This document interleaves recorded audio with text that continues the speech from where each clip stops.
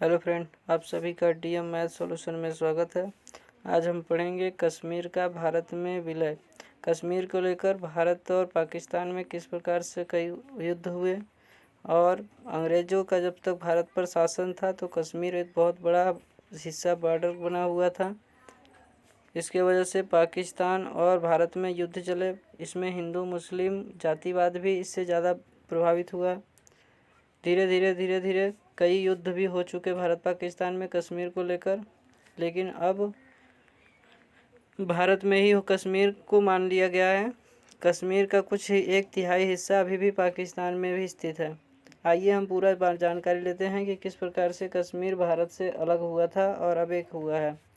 कश्मीर का राष्ट्रीय राजनीति में विशेष स्थान है। सबसे बड़ा, बहुत ही बड़ा स्थान इस राज्य का है। पहले ये राज्य नहीं था, राजधानी था, अब राज्य हो गया है। कश्मीर का राष्ट्रीय और अंतर्राष्ट्रीय मतलब देश और विदेश से भी इसकी राजनीति में बहुत बड़ी स्थान है। कश्मीर के मुद्दे पर भारत और पाकिस्तान के बीच 3 युद्ध भी हो चुके हैं। कश्मीर के लेकर भारत और पाकिस्तान के बीच कई युद्ध हो चुके हैं। सबसे पहले तो 1947 में ही युद्ध हो चुका था, फिर उसके बाद 1965 में, फिर उसके बाद 1971 में भी युद्ध हुआ था। लेकिन ऐसी कई भी समय ऐसा भी आया था कि चाहते तो भारत के कुछ समय में कश्मीर अपना हो जाता, लेकिन फिर भी लोग चाह नहीं रहे थे। इसकी स्थिति से संबंधित मामला संयुक्त राष्ट्र के सामने 1948 में रखा हुआ है। यह मामला जब अलग अलग हो रहा था, जब भारत का संविधान बन रहा था, तो भारत के संविधान से इसमें कश्मीर को राज्य नहीं राजधानी बनाई गई थी और इसमें केंद्र का शासक नहीं था। इसमें कश्मीर का राजा उनका ही शासन था। कश्मीर पिछले कुछ वर्षों से महान शक्तियों के लिए भी राजनीति का विषय बना रहा है। कश्मीर राजनीति का विषय बहुत बड़ा बना हुआ था। जब 1947 में जब ब्रिटिश सरकार ने भारत के 2 भागों में हिंदुस्तान और पाकिस्तान में विभाजित किया, उस समय कश्मीर पर लोकप्रिय और निरंकुश महाराजा हरि सिंह का शासन था। यह शासन निरंकुश शासन का मतलब होता है कि जो राजा चाहे वह अपनी इच्छा अनुसार कर सकता है। हरि सिंह का असर था कि वह भारत तथा पाकिस्तान से एक स्वतंत्र एवं स्वायत्त शासन स्थापित कर सकेगा।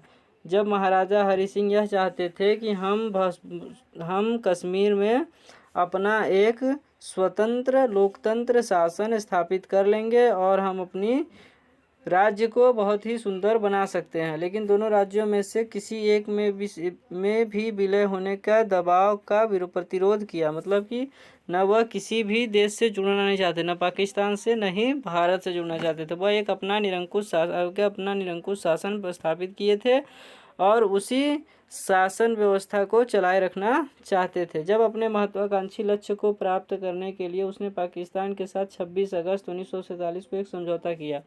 वो पाकिस्तान के साथ एक कुछ समझौता किए, उसमें बातचीत कही कि हम अपनी एक ऐसी शासन व्यवस्था करना चाहते हैं, आपसे हम एक निर्णय लेते हैं।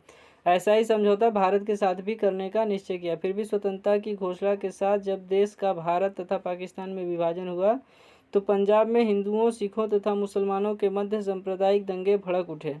जब भारत और पाकिस्तान अलग हो गए तो पंजाब भी एक ऐसा राज्य था भारत का जिसमें अधिक से अधिक हिंदू, सिख और मुसलमान अधिक से रहते थे और सभी में एक दूसरे में सांप्रदायिक झगड़े बहुत तेज़ी से पनपने लगे और मुसलमानों के सभी लोग विरोध करने लगे, क्योंकि वहाँ यदि मुसलमान का अलग देश पाकिस्तान बन रहा है तो जहाँ मुसलमान के लोग सभी लोग पाकिस्तान में क्यों ना चले जाएं, हमारे देश में क्यों रह रहे हैं। तो बहुत तेज़ी से लोगों की समझ नहीं थी और लोगों ने बहुत ज़्यादा विरोध किया। फिर 8 सितंबर में दंगे मुसलमानों के विरुद्ध बहुत प्रारंभ हुई। कश्मीर के पश्चिम भाग में मुसलमानों ने महाराज के विरुद्ध विद्रोह कर दिया और फिर उसके बाद पश्चिमी भाग में, कश्मीर का जो पश्चिमी भाग था उसमें मुसलमानों की तरह बहुत ज़्यादा विरोध हो गया और अपने स्वतंत्र सरकार कश्मीर में स्थापित फिर कर ली। फिर उसके बाद उन्होंने अपना एक तिहाई जो बचा हुआ भाग था उसमें मुसलमानों द्वारा वह कब्जा लिया गया और उस पर एक स्वतंत्र शासन व्यवस्था हो गया। 22 अक्टूबर जब 1947 को उत्तर पश्चिमी सीमांत प्रांत के सशस्त्र पठान कबीलों ने इस अवसर का लाभ उठाने के लिए तथा कश्मीर के अवशेष राज्य को पाकिस्तान में सम्मिलित करने के लिए कश्मीर पर आक्रमण कर दिया। कब आक्रमण हुआ? 22 अक्टूबर 1947 को, जब उन्होंने सशस्त्र पठान कबीलों पे, जो वहाँ के महाराजा हरि सिंह थे, उनके कबीले पर धीरे धीरे आक्रमण हो गया और उस कबीले को वह महाराजा धीरे धीरे नहीं बचा पा रहे थे और उनको लग रहा था कि अब हम कश्मीर को अपने हिस्से में बचा नहीं पाएंगे। इस आक्रमण से सावधान होकर हरि सिंह ने भारत से सैनिक सहायता की मांग करने लगे। उनको लगा कि अब हम कश्मीर को नहीं बचा पाएंगे पाकिस्तान से धीरे धीरे, और कश्मीर के जो आतंकवादी थे वो धीरे धीरे इनकी ओर आते चले गए। भारत से जब ये मदद मांगे तो भारत ने यह निर्णय लिया कि आप यह कर दीजिए कि इसमें भारत का अधिक से अधिक हिस्सा हो, ये कर दिया जाए। तब महाराजा विलय पत्र पर हस्ताक्षर नहीं कर देते, वो नहीं करते हैं। नेशनल कॉन्फ्रेंस पार्टी के धर्मनिरपेक्षता लोकप्रिय नेता शेख अब्दुल्ला से सहमति प्राप्त होने के पश्चात भारत ने इस विलय को स्वीकार किया कि हाँ, अब बाद में यदि किसी भी प्रकार से हानि होती है तो पूरा कश्मीर भारत में ही विलय होगा। इस पर उन्होंने सहमति जताई और इस पर हस्ताक्षर किया जाए। लेकिन हरीश ने इस समझौते पर 27 अक्टूबर 1947 के हस्ताक्षर किए। फिर उन्होंने भी यह हस्ताक्षर मान लिया कि हाँ, ऐसा हो सकता है। उस दिन भारतीय सेना ने छापामारों को पीछे धकेलने के लिए कश्मीर में प्रवेश किया और भारत के सैनिक फिर गए कश्मीर में और उन्होंने उस आतंकवादियों को पीछे धकेला और उनको बहुत अधिक सैनिकों को मार गिराया। स्थानीय मुसलमानों ने भारतीय सेना का साथ दिया। स्थान के जो वहाँ के कश्मीर के मुसलमान थे, उन्होंने भारत के ही सैनिकों का अधिक से अधिक साथ दिया। भारत में इस हस्तक्षेप से पाकिस्तान के गवर्नर जनरल मोहम्मद अली जिन्ना, इन्हीं के द्वारा भारत और पाकिस्तान का विखंडन हुआ था, मोहम्मद अली जिन्ना के द्वारा।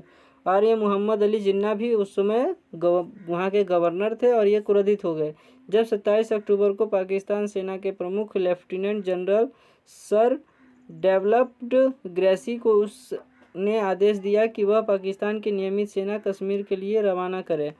तब उन्होंने, जो मोहम्मद अली जिन्ना वहाँ के गवर्नर थे, उन्होंने यह बात कही कि अब कश्मीर के पाकिस्तान के जितने भी सेना हैं वह कश्मीर की तरफ रवाना कर दे। सारे जितने भी सैनिक हैं सारे जाएं और कश्मीर को अपने हिस्से में करें। परंतु फील्ड मार्शल आकिन लेक, जो संक्रमण काल का सुप्रीम कमांडर था, वहाँ के जो सुप्रीम मेन कमांडर थे, उन्होंने जिन्ना से अपने द्वारा जारी किए गए आदेश को वापस लेने के लिए अनुरोध किया कि आप ऐसा न कराएं, नहीं तो जो फिर हम लोग स्वतंत्र हुए हैं, जो भी हमें स्वतंत्रता मिली है, वह सारी स्वतंत्रता खत्म हो जाएगी और फिर से युद्ध भड़क उठेगा।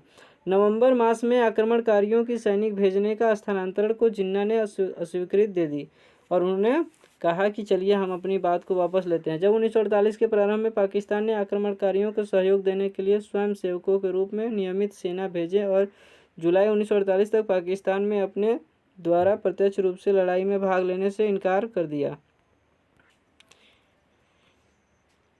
जब 1948 में पाकिस्तान के आक्रमणकारी जब यहाँ भारत की तरफ, कश्मीर की तरफ एकत्रित हुए और आए, तो वहाँ के जो स्वयं सेवक थे, जो वहाँ के नियमित नेता थे, और उन्होंने इस बात से पूर्ण तरीके से इनकार कर दिया कि यह हमारे नहीं हैं, यह एक आतंकवादी हैं और यह देश से निकाले हुए व्यक्ति हैं, यह अपनी लाभ के लिए ऐसा कर रहे हैं। पाकिस्तान ने अपना पूर्ण तरीके से मुंह मोड़ लिया। लेकिन उस समय 1 जनवरी 1948 को प्रधानमंत्री पंडित जवाहरलाल नेहरू ने ब्रिटिश गवर्नर जनरल माउंटबेटन की सलाह पर, जब उन्होंने यह बात संयुक्त राष्ट्र संघ सभा में जब बैठक हुई थी, तो उस समय उन्होंने यह बात रखी कि हमारे जो कश्मीर हिस्सा है उस हिस्से पर पाकिस्तान ही द्वारा यह आक्रमण कराया गया है और हरि सिंह को इसी में परेशान किया गया है और उनकी सत्ता को छीनने का प्रयास किया जा रहा है। उन्होंने यह बात कही जब था भारत के उप प्रधानमंत्री सरदार पटेल की इच्छा के विपरीत इस आक्रमण के पीछे पाकिस्तान के हाथ होने की उन्होंने आशंका जताई। पंडित जवाहरलाल नेहरू ने कहा कि हम पूर्ण तरीके से कह सकते हैं कि यह पाकिस्तान के द्वारा ही किया गया था। संयुक्त राष्ट्र घोषणा पत्र के अनुच्छेद 34 और 35 के अधीन संयुक्त राष्ट्र सुरक्षा परिषद में आरोप यह दर्ज किया गया कि हाँ, यह ऐसा किए हुए हैं और इस बात का प्रयास भी किया गया कि भारत और पाकिस्तान के मध्य इस विवाद का शांतिपूर्ण समाधान कर दे। जब संयुक्त राष्ट्र संघ सभा में पंडित जवाहरलाल नेहरू ने रखा तो यह भी बात कही कि इस लिए कश्मीर की जो विवाद है उस विवाद को शांतिपूर्ण तरीके से इसका कोई ना कोई समाधान किया जाए। तो वही जो पानी वाला एक नदी जल वाला था वो, और ये उसमें माउंटबेटन, वहाँ के मार्शल माउंटबेटन ने कहा कि हम इस पर नहीं कर पाएंगे, आप संयुक्त राष्ट्र महाअध्यक्ष वीटो का प्रयोग कीजिए और वहाँ पे प्रयोग करके यह दर्शाइए और सिद्ध कीजिए, तब यह कुछ भी उनका वोटिंग द्वारा समस्या सुलझाया जा सकता था। लेकिन उस समय समस्या सुलझा नहीं। जब उन्होंने अपने आरोप में जिस प्रकार के से माउंटबेटन ने हरि सिंह को लिखे गए 26 अक्टूबर के पत्र में आश्वासन दिया था, भारत ने अपने दोबारा यह आश्वासन दिया कि आक्रमणकारी को बाहर निकालने के बाद अंतर्राष्ट्रीय निगरानी के अधीन कश्मीर में जनमत संग्रह होगा। जनमत संग्रह मतलब जनता के मत के द्वारा, और जो देश उससे 2-3 जुड़े हुए हैं, भारत, पाकिस्तान और वो, इन तीनों का संग्रह होगा, तभी यहाँ की निगरानी हो पाएगी। लेकिन कब हो पाएगी? जहाँ कश्मीर में जितने आक्रमणकारी आतंकवादी भरे हुए हैं उनको बाहर वहाँ से निकाला जाएगा तब। लेकिन इस बात का आश्वासन देने के बाद भी भारत बाद में पछताया था। पाकिस्तान के मंत्री सर मोहम्मद जफ़र उल्लाह खां के द्वारा, कौन? मोहम्मद जफ़र उल्लाह खां के द्वारा 7 जुलाई 1948 को इस बात को स्वीकार किए जाने के पर उसके देश में नियमित सेना और कश्मीर में भेजी। UNCIP यह एक संगठन था, उन्हीं संगठन के द्वारा वहाँ के सेना भेजा गया और एक प्रस्ताव 13 अगस्त को पारित किया, और भारत तथा पाकिस्तान दोनों को कहा कि वे दोनों आपस में युद्ध विराम करने के बाद तथा पाकिस्तान के द्वारा नियमित सेना तथा कबीलाई लोगों को छोड़कर वहां से हटा लिए जाने के बाद उस क्षेत्र में जनमत संग्रह कराया जाएगा। जब यह बात UNSI कश्मीर भेजा गया और 13 अगस्त को पारित हो गया, यह प्रस्ताव पारित हो गया। वह पारित क्या हुआ कि भारत तथा पाकिस्तान दोनों को कहा गया कि वह दोनों आपस में युद्ध विराम कर लें। बाद पाकिस्तान के द्वारा जो नियमित सेना और कबीलाई के लोगों को छोड़े वहां से हटा लिए जाए, और जब 1 जनवरी 1949 को लागू हुआ यह जनमत संग्रह, बताया गया कि जनमत, यहाँ का अब जो भी चुनाव होगा वो जनमत संग्रह के द्वारा ही कराया जाएगा। परंतु उसके बाद भी पाकिस्तान में उस राज्य के 1/3 क्षेत्र को अपने नियंत्रण में रखा। जब जनमत संग्रह की बात करते हुए भी 1/3 भाग पाकिस्तान अपने ही नियंत्रण में रखा हुआ था। 13 अगस्त जब 1948 के प्रस्ताव पर आधारित होकर UNCIP 9 जनवरी 1964 को युद्ध विराम लकीर नियंत्रण करने के लिए भारत वह पाकिस्तान में एक अनुश्रवण गुट भेजा गया। जब 9 जनवरी से 24 को जब युद्ध विराम खत्म हुआ तो यह लकीर बनाई गई, यह नियंत्रण रेखा खींचा गया कि यह नियंत्रण रेखा इस अनुश्रवण गुट भेजा जाएगा, और इस रेखा को 1972 में नियंत्रण रेखा या वास्तविक नियंत्रण रेखा माना जाएगा। इस नियंत्रण रेखा को कोई भी पार नहीं करेगा। 1950 के मध्य सही सोवियत संघ अपनी वीटो शक्ति द्वारा UNO में भारत का बचाव कराता आया। UNO मतलब संयुक्त राष्ट्र संघ द्वारा भारत का अधिक से अधिक बचाव करते हुए आए, और उन्होंने यह बात समझाई कि कश्मीर का जो भारत हिस्सा बचा हुआ है वह पूरा हिस्सा भारत के पक्ष में आता है, लेकिन पाकिस्तान मानने के लिए तैयार नहीं थे।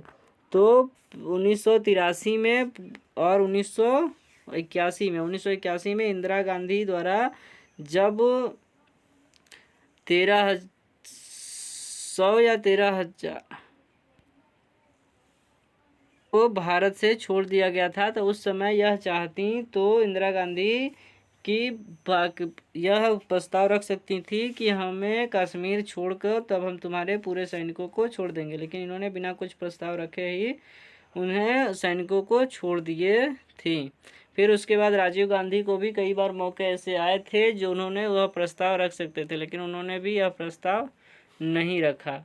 भारत सरकार ने 5 अगस्त, अब देखिए, भारत सरकार ने 5 अगस्त 2019 को राज्यसभा में एक ऐतिहासिक जम्मू कश्मीर पुनर्गठन अधिनियम के अंतर्गत 2019 में यह पेश किया वहाँ, जिसमें जम्मू कश्मीर राज्य से संविधान का अनुच्छेद 370 हटाया जाए। पहले जनमत संग्रह के द्वारा धारा 370 वहाँ पे लगा हुआ था, और वहाँ की जनता वहाँ का ज़मीन और वहाँ रह सकती थी, वहाँ की ज़मीन खरीद या बेच सकती थी वहीं के व्यक्तियों के द्वारा। लेकिन जब यह 370 धारा हटाया गया तो कोई भी व्यक्ति वहां जाकर ज़मीन खरीद सकता है और वहां अपना वर्चस्व रख सकता है। राज्य का विभाजन जम्मू कश्मीर लद्दाख के 2 केंद्र शासित क्षेत्रों के रूप में करने का प्रयास किया गया और उधर लद्दाख को 2 केंद्र शासित प्रदेश बनाया गया और जम्मू और कश्मीर को राज्य घोषित किया गया। एक अधिसूचना के जरिए जम्मू कश्मीर संविधान सभा भंग करके उसकी शक्ति राज्य विधानसभा को दे दी गई। चूंकि विधानसभा की शक्तियां अब भी संसद के पास हैं, इसलिए संसद में अनुच्छेद 370 के 2 उपखंडों को समाप्त करने का प्रस्ताव लाया गया।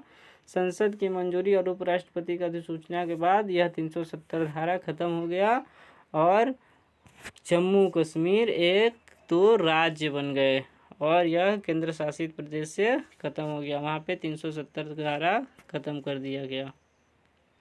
1971 में भी यह बात आई थी जब 1971 में पंजाब को लेकर युद्ध हुआ था तो भारत ने पंजाब का सपोर्ट किया था और उस समय की जो वहाँ पाकिस्तान से यह भी उस समय भी प्रस्ताव रखा जा सकता था कि तुम कश्मीर को पूर्ण तरीके से छोड़ दो, लेकिन उस समय भी प्रस्ताव नहीं रखा गया क्योंकि पता नहीं पाकिस्तान के सैनिकों ने उस समय आत्मसमर्पण कर दिया था और यह भारत के लिए बहुत बड़ा सुनहरा मौका था। वह चाहते तो कश्मीर को पूर्ण तरीके से अपने भारत में विलय कर सकते थे, लेकिन यह कब नहीं हुआ। फिर कई बार आक्रमण हो चुके। उरी घटना 2016 कश्मीर को लेकर ही घटित हुई थी। 1991 में आक्रमण हुआ था, 2001 में आक्रमण हुआ था। तो इस तरीके से बहुत बार पाकिस्तान द्वारा कश्मीर को लेकर झगड़े विवाद आज भी फैले हुए हैं, लेकिन धारा 1970 हटा दिया गया और अब भारत में कश्मीर विलय हो चुका है। वीडियो अच्छा लगे तो लाइक, सब्सक्राइब एंड शेयर करें। धन्यवाद।